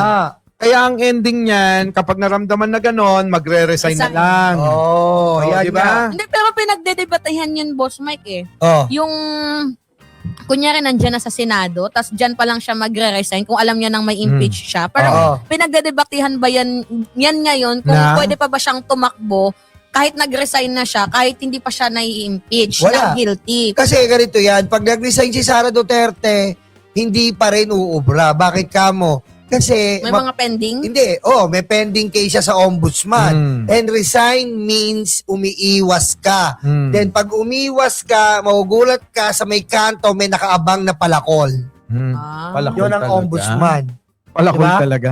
Di ba ganun din sa NBI? Meron din nga isinampang kaso sa kanya. Oo, may sinampang kaso. Ganun din sa DOJ. DOJ.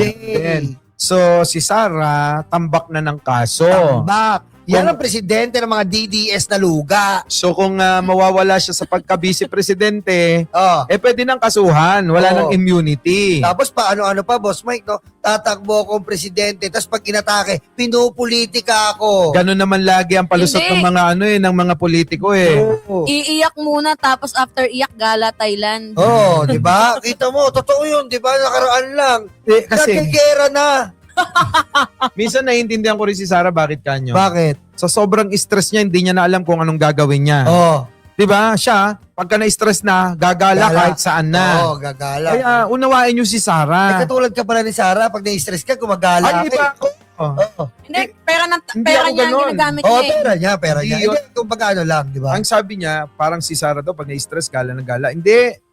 Pag masaya ako, gala ako ng gala. Oo, kapag ka marami akong problema, hinaharap ko.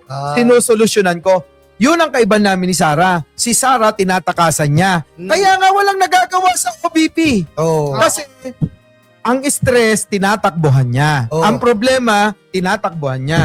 Ako iba. Pag natapos ko yung problema, pag natapos ko yung stress, tsaka ako gagala para masaya.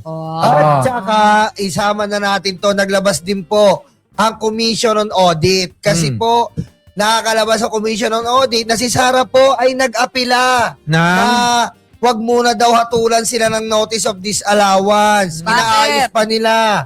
Yan, ibig sabihin lang po na si Sara ay marami talagang anomalya. Diyos ko naman, ang tagal-tagal ng usapin yan, hindi pa rin tapos yan. Hindi niya matapos-tapos kasi hindi nila ma-provide baka nahihirapang doktorin. Diba? So Sara, ano na? Usapang doktoran lang pala Hindi, yan, tignan mo. Inuuna niya yung gala ng gala pero marami pa palang problema na dapat ayusin. Punta rito sa Europa, punta rito sa Japan, sa Australia, Middle East, kung saan-saan. Pati sa Thailand, yung huling-huli, sabi mo nga Mima, di ba? Pero marami pa pala siyang aayusing dokumento para makaligtas siya sa mga inaakusa sa kanya. Yun na nga. Kaya ang ending niya, magbanta na lang na magpapatay. Yes. Baka nga napanaginipan ko, baka si Sara nga yung gustong pumatay kay Madriaga. Tama. Di ba? Baka. Ganun talaga yan. Wala naman iba po magiging pagbibintangan na i-ano si Ramil Madriaga kundi si Sara talaga. Kasi sino ba naman si Ramil Madriaga po? Nasa kulungan na siya. Kumbaga, person deprived with liberty na yan. Tsaka nga, Diba? kakasuhan daw siya ng cyber libel nila Chika. Kinasuhan din siya nila Chika. Cyber libel? Hindi naman nagpe-Facebook yun. Yun, di ba? Ano kakasuhan ng cyber libel? Ang dapat kinakasuhan ng cyber libel, yung 18 Marines. So, tingnan niyo si Trillanes. Next 18 Marisa tayo Hindi, liliwanagin ko lang doon sa kaso, perjury. Oo, yung kay, yung kay La Chica, yun yung cyber libel. Yung kay Sila Chika gustong nagsampa na sa Davao ng cyber libel. Kaya nga parang talagang parang utos. Galit na galit sila at takot na takot sila. Biro mo, tinatambakan mo ng kaso ang taong preso. Oo nga. Tapos ang malala, Preso ka na, wala ka ng liberty nga, preso, private liberty diba nga. Nyulo, si La Chica hindi naman talaga taga Davao. Yes! Yun ang nakakapagtaka. Ba't siya nagsampa ng kaso sa Davao? Eh, hindi naman siya taga Davao. Dito siya sa, sa Manila siya. Hala ka! Meron akong naisip. Ano naisip mo? Hindi kaya kailangan umaten sa Davao si Yes! Madriaga. At pag dumating sa Davao, Ay, naku! Gugo! Yun yung message namin, Boss Mike. Nagets mo din, no? Oh. Kanino galing? Pero, Pebbles yun. pero, ganun man mangyari, Boss Mike, hindi siya magugurgur. Kasi nga, gaya na sinabi ni Mima kanina, nung nakasagupa ni Ramil Madriaga, yung mala wrestler na assassin ni Sara sa preso, nilipat na siya sa NBI. Salamat Matibag. Oy, salamat Matibag. Sana ganyan ka katapang palagi. Huwag mong gayahin si Magno. Si Mel, Char lang. si Melvin Matibag. Dinala na lang sa NBI. Oo. Kasi nga, natatakot na sa kalagayan At saka iniimbestigahan Dapat lang. na yung nangyari sa BGMP. Dapat lang. Punta na natin si Trillanes. Oh, yeah. Kaya nga, usapang mahilig gumawa ng kwento tapos cyber libel, ito yung ginawa ni Trillanes, literal talaga. Ano ba? Pinuksa niya lang naman yung mga mahilig gumawa ng kwento kasama yung 18 Marines, si Cathy Buni, si Mike Defensor, si Jason sa, tapos itong si Attorney Baliktad. Lahat ng binanggit mo, Mima, puro fake news peddler. Talagang grupo ng fake news peddler. Ang angas nga nila Pero alam nyo huwag kayong paloko-loko. Si Trillanes, hindi yan na nagbibiro. Siseryosohin kayo niya. Pero alam mo, ito lang. Ano? Diyos ko, ang daming mga mali, ang daming paiba-iba sa kwento ng mga 18 Marines. Oo, kanina nga lang, Boss Mike Doon sa 18 Marines nga, mali na Pero mo, 14 lang pala. 14. Tapos yung 4, kaduda-duda pa. True. So, paano masasabing 18 Marines nga naman? Kung yung 4 na tao doon sa 18, hindi nga daw nagserbisyo kahit kailan. At karamihan sa kanila, tanggal. At saka yung 4, kaduda-duda pa. Ito kasi yung pangit, Boss Mike, sa mga thunders Ang bilis maniwala yung mga thunders na mga DDS. Diba, mag-post lang ng kahit edited na picture na may mga Louis Vuitton kahit hindi naman talaga pinapaniwalaan. Hayop talaga tong mga gumagawa ng troll account. Diyan kasi sila magaling Sa pantutroll, tingnan niyo yung account ni Trillanes, puro haha yung iba doon. Kasi tinotrolling talaga nila malala Itong mga thunders na to. Balikan ko yung akin. Go. Hindi lang doon sa 18 Marines, hindi nga sila Marines lahat. At yung kanilang mga sinasabi na nag-deliver daw ng 3 maleta sa bahay ni Pangulo, nung una na iba. 5 nung una, naging 3 na lang. Diba? Kanina, Boss Mike, update lang kita. Tinanong uli yun. Saan po ba talaga kayo nag-deliver ng maleta? Tinanong. Ang sabi niya, basta po sa Ilocos yun. Hindi nga po, tinanong kanina, saan po specific? Sa Batak, sa Lawag, o sa Paway? Sabi niya, basta po sa may lake. Ano ba, Boss Mike, yung may lake sa doon? Halos lahat naman may lake. Tsaka ang kilalang may lake talaga doon ay yung Malacanang of the North, the public place. Pampanga pa lang may lake na Lake, diba? Lakeshore. Diba, Pampanga pa lang yan. True. Dadaan ka pa ng Tarlac. Dadaan ka pa ng Pangasinan. Dadaan ka pa ng La Union. Ang dami mong dadaanan. True. Ang daming lake dyan. Ay, nako baka naman ibang bahay yung pinuntahan. Kaya nga Baka naman bahay nung Mans yan. Nalito lang kayo. Tama. Baka naman Mans, hindi Marcos. Mans. Diba? Mans Carpio? Yun ba yun? Kasi taga doon daw sa Paway. Anyways. Pero anong tingin mo dyan? Hanggang saan pipilitin? Sabi nga dito. Hanggang saan pipilitin ni Mike Defensor? Siyempre, alam nyo, uhaw na uhaw ang kampo, ang kulto ni Duterte sa paninira kay Pangulong Bongbong. Yes. Kaya lahat yan gagawin nilang lahat yan, kahit paulit-ulit, kahit alam nilang fake news yan, ay ipapakain nila sa mga bobot tanga na tagasunod nila. True. Hindi matatapos yan. Tignan nyo yung yung droga-droga. Hanggang ngayon, gamit-gamit nila. Yung narrative. Diba? Naratibo na adik si Pangulo. Saan ka naman nakakita ng adik? Kita mo naman, ano? Napakarami ng mga nagawang proyekto, napakarami ng nagawang mga pakikipag-usap sa iba't ibang bansa. Ultimo si Trump, bilib na bilib sa kanya. Of course! Kita mo? Pati yung presidente ng Mars. Siyempre. Yung presidente ng Mars. Diba? Si Ali Kami. Kilala mo yon si Ali Kami? Di ba? Yun ang presidente ng Mars, Mima. Oo, hindi mo kilala. Hindi mo kilala. Ang kasama niya si Sid, Ali Bangbang. At saka si Abracadabra. Di ba? Pero basta ang mahalaga, may sufficient in substance na itong si Sara Duterte. Medyo na-lessen na yung natin. Balikan natin si Trillanes. Pero ito lang bago mo balikan yan, boss Mike, dudugtungan ko yung sinabi yung dalawa. Alam nyo, hindi lang naman to para siraan si Pangulong Bongbong. Nandun din sila sa naratibo na siraan ng ICC.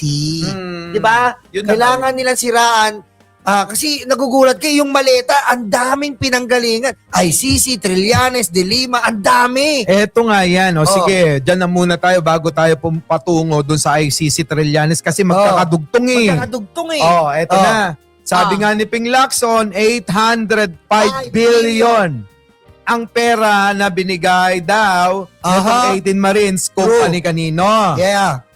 Kay Pangulong Bongbong Marcos daw, sa idol nyo ni Mima na si Martin, at syempre kay Saldico. Di ba?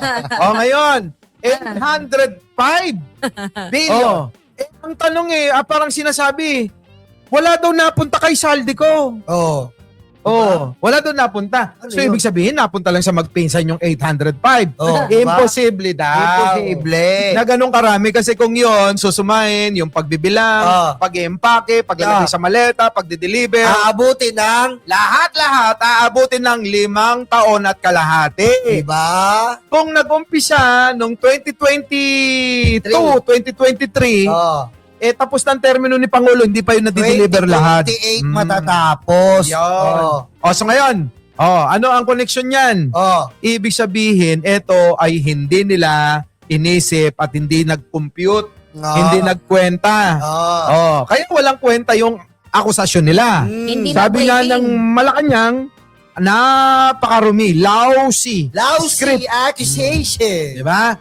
So ngayon, balikan natin si Trillanes. Go! Sabi ni Baliktad na sabi niya, si Trillanes nakakatanggap ng pera galing sa pera na yan. Flood control. Sa pera ng flood control galing kay Saldico.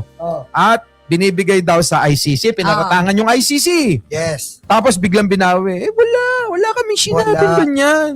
Hindi ko naman sinabing nagbibigay. Ay, natakot sa ICC Kasi yung ICC, meron ding sinabi sa kanila Ano ang punto ko ron? Ibig sabihin, pabago-bago sila ng statement, kasinungalingan nyo. Yes, kaya nga sabi sa husgado, falsus impacto, falsus demonius. Yan. Ulitin ko. Ang sabi, pactus, impacto, si Sara at Digong. Okay, so kasama din natin, nandyan si Jaime Cantal, Crescencia Yanga, nandyan din si Zenaida, Taivingin, sakto ba? Taivingim, nandyan din si Remy Nefel, si Risa Force, Lita Bautista, Merna Petaliana, nandyan din si Walter Romano, Emily Bermijo, hi to Ruben Gorospe, John Esperanza, shoutout natin si Maui Valdez, Cesar de los Reyes, Flor Gimp, nandyan din si Raimundo Gatmin, Lorena Fajardo, Jojo Akar, and hi to Aling Mariket. Okay, so mga kababayan ko, yan ating manakalap na mga balita ngayong araw. Kung nakaabot ka po sa portion na to, sana nakapag-like na ho tayo. Libre po ang mag-share, libre din na mag-subscribe. Again, maraming salamat sa mga viewers na hindi nag-skip ng ating mga commercials. Thank you so much. At before natin tatapusin ang ating programa ngayong araw, sana sabayan nyo si Sir Ivan para sa ating live messaging prayer. Ama naming makapangyarihan sa lahat, Maraming salamat po sa panibagong araw na iyong ipinagkaloob. Sa araw na ito, buong kababaang loob naming inilalapit sa iyo ang aming panalangin para sa aming Pangulo na si Pangulong Ferdinand Marcos Jr. Loobin mo pong patuloy mo siyang gabayan sa bawat desisyon na kanyang ginagawa para sa kapakanan ng sambayanang Pilipino. Bigyan mo siya ng karunungan, lakas ng loob at malinaw na isip upang magampanan niya ng tama at tapat ang kanyang tungkulin. Idinadalangin ko ito sa pangalan natin Panginoong Jesucristo. Amen. So maraming salamat mga kababayan, and I hope to see you again on my next video.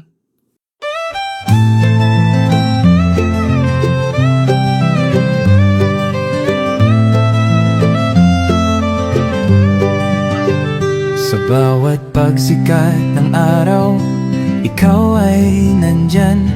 Tinig mong matatag, sa amin ay gabay. Pag-asa ng bayan, pangakong totoo. BBM, isa kang totoong tao. Sa mahirap at api, ika'y sumusuporta. Tapat mong paglilingkod, lahat kami nakakita sa iyong pamumuno. Bayan ay umaangat, bagong Pilipinas, pangarap ay tapat. Ikaw ang aming BBM, Pangulong matapat. Sa puso ng masa, inaangat ating watawat.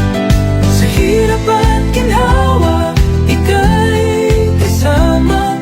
Pilipinas ay babangon, dahil ikaw ang pag-asa. Mula Luzon, Visayas hanggang Mindanao, boses mo'y umaabot, dala ay pag-ahon. Magtulungan, magkaisa, sabi mo sa lahat, para sa bayan, ikaw ang aming alamat. Ang pangarap mong bansa, taas noo masagana, manggagawa't magsasaka, binigyang halaga. Serbisyong totoo, hindi pagpapanggap, ang puso ng bayan, ikaw ang hinahanap. Ikaw ang aming BBM, Pangulong matapat. Sa puso ng masa, inaangat ating watawat. Sa hirap at ginhawa, ika'y kasama. Pilipinas ay babangon, dahil ikaw ang pag-asa.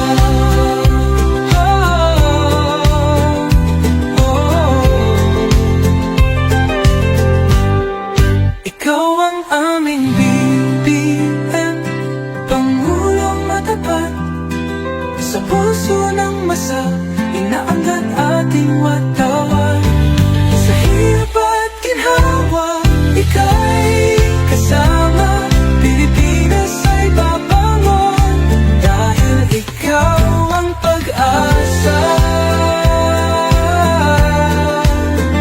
Kaya't kasama mo kami sa iyong adhikain. Bagong Pilipinas, sabay nating kampihin, tapat at matulungin.